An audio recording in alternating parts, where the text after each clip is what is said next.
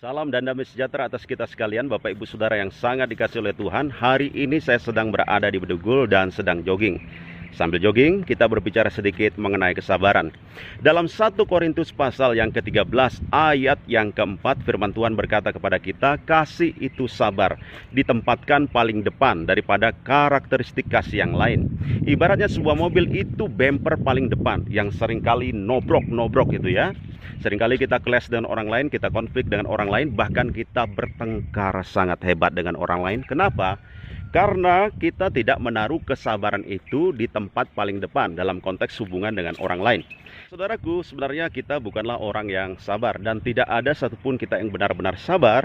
Kalaupun bisa bersabar, biasanya karena tidak mampu melawan atau tidak berdaya. Kalau mampu melawan, biasanya kita tonjok juga orang itu kan, ya kan? Nah, saudaraku, di dunia ini ada satu pribadi yang sungguh-sungguh memiliki kesabaran yang sejati. Siapa itu? Ya, dia adalah Tuhan Yesus Kristus. Di atas kayu salib itu, apakah dia tidak mampu melawan? Apakah dia tidak mampu membalas kepada orang-orang yang menghinanya itu dan yang menyalibkannya itu? Jawabannya, dia mampu dan sangat bisa melakukannya. Tetapi dia tidak melakukannya. Sebaliknya dia berkata, dari atas kayu salib itu ampunilah mereka, sebab mereka tidak mengerti apa yang mereka perbuat. Kenapa demikian? Karena Yesus memiliki kasih yang sejati. Dalam dirinya ada kesabaran yang sesungguhnya.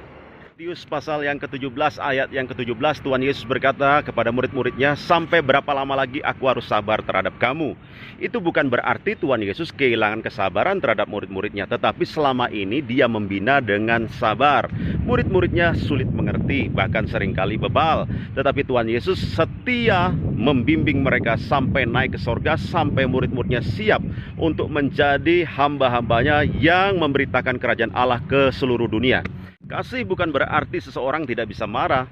Terkadang kasih menuntut kita marah, tetapi bukan karena kepahitan atau kebencian, tetapi untuk mendidik, dalam konteks mendidik, untuk membukakan mata orang itu supaya mengerti keadaannya dan segera berbenah. Itulah yang dilakukan oleh Tuhan Yesus kepada murid-muridnya. Kesabaran intinya di sini dalam konteks hubungan dengan yang lain, yaitu kita tidak kehilangan kesetiaan dalam mengasihi orang lain.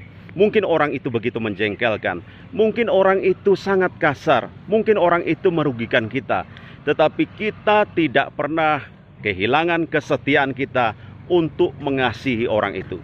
Ketika kita tidak kehilangan kesetiaan kita mengasihi orang itu, maka kita akan tetap berlaku adil, berlaku benar sesuai apa yang Tuhan kehendaki. Amin. Saudaraku, bersabarlah dalam segala hal. Kenapa begitu penting? Karena pertama, Tuhan bekerja melalui sebuah proses. Kalau kita mau melihat pekerjaan Tuhan, bersabarlah karena Tuhan bekerja melalui sebuah proses. Yang kedua, bersabarlah terhadap orang lain, sebab pembalasan itu hanya hak Tuhan. Bagian kita adalah mengasihi, mengampuni, dan memberkati. Pembalasan itu hanya hak Tuhan, bukan hak kita. Yang ketiga, kenapa penting bersabar? Karena orang-orang yang bersabar pasti akan menerima upah daripada Tuhan. Apakah kita mau melihat hal-hal terbaik terjadi dalam kehidupan kita? Bersabarlah, sebab hal-hal terbaik terjadi bagi orang-orang yang bersabar. Kesabaran itu bukan sama sekali sebuah kelemahan, tetapi kesabaran itu jalan menuju kemenangan. Amin. Tuhan memberkati kita sekalian.